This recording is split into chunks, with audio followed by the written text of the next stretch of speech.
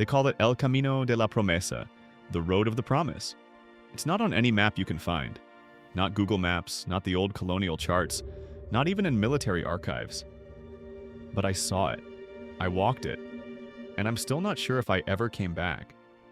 I first heard about it from an archivist named Sofia Morales when I was researching ghost towns in central Mexico. She warned me never to go looking for it. She said it doesn't stay in one place. The road appears when someone breaks a real promise, one made to God or to the dead. At the time, I thought she was just being poetic. I wish she had been. I was staying near San Bartolo, an abandoned mezcal village buried in the hills. The valley smelled like ash and dust. The air was so dry it hurt to breathe. Locals said the agave had died standing. Every plant was stiff, gray, and brittle, as if frozen mid-scream. I began filming short logs for my documentary series. Landscape shots, drone pans, quiet narration. Everything was routine. Then, at exactly 3:17 a.m., the fog rolled in. My GPS lost signal. My drone feed cut out. And when I looked down the valley again, there it was. A narrow cobblestone road winding through the dead agave fields. At its entrance stood a small, crumbling shrine with a single melted candle still flickering.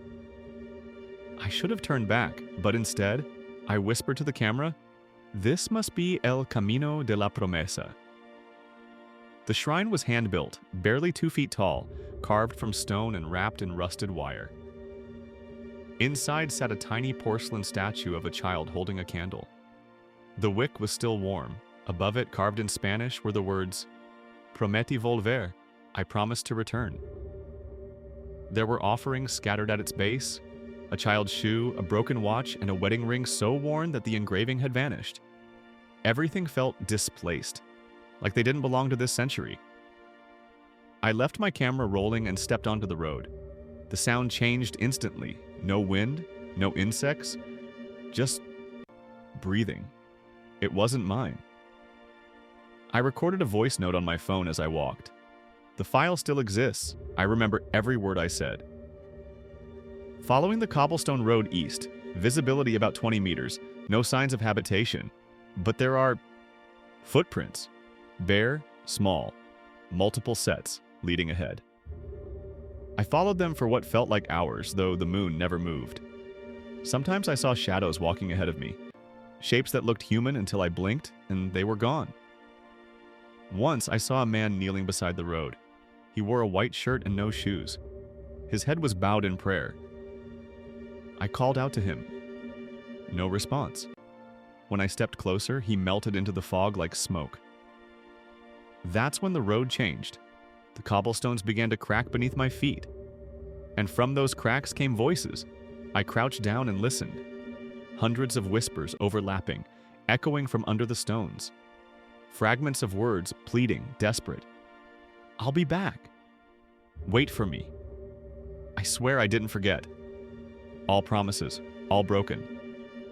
Then one voice cut through the rest. Clear, close, unmistakable. It whispered my name and said, "You promised me too."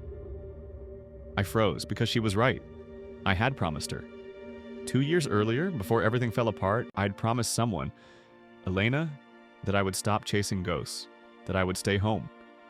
She died in a car crash a month later, and I never kept that promise. The road started to twist downhill toward what looked like an old bridge. As I got closer, the air thickened. The fog grew denser until it felt solid, like walls closing in around me. I checked my camera. It was still recording, battery fine. But the footage didn't match what I was seeing. On the screen, the cobblestones were slick with something dark. And there was a tall, faceless figure standing just at the edge of the frame, matching every step I took. When I turned, there was nothing there, but every time I walked forward, I heard another set of footsteps following, half a beat off from my own.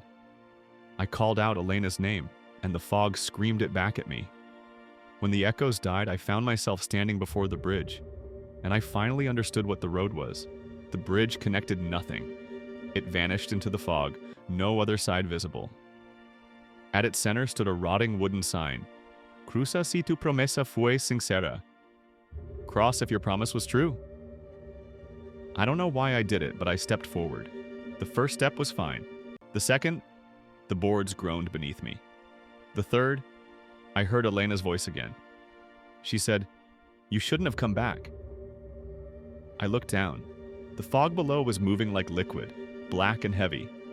And inside it were faces, hundreds of them. People whispering the same phrase over and over, "Prometi volver." I promised to return. I ran, I don't remember how long. The road twisted, folded, rearranged itself. Every step I took brought me back to the same place, the shrine. Same candle, same words carved into stone. When I woke up, it was daylight. The fog was gone, the road had disappeared. Only the shrine remained, and my camera lying beside it. I left immediately and went back to Sofia Morales, the archivist. She refused to look at the footage. She only asked one thing. "Did you make a promise while you were there?" I told her no. But that night, when I reviewed the recordings, I heard something that made my skin crawl. Right before the camera shut off, a voice whispered, "You did." And it was my own voice. That was 3 months ago. Since then, I've received 3 voicemails from unknown numbers. Each one lasts 11 seconds. Each one plays the sound of footsteps on cobblestone, a woman whispering my name, and a single distant church bell. I tried to trace the echoes in the recording once. My audio software pinpointed the source, somewhere underground, from coordinates that don't exist. Sometimes late at night, when the wind dies, I hear it again. A faint voice outside my window saying, "Prometi volver." I promise to return. And I can't shake the feeling that maybe I never really left that road. Maybe El Camino de la Promesa isn't a place at all. Maybe it's what waits for us between a promise and the moment we break it.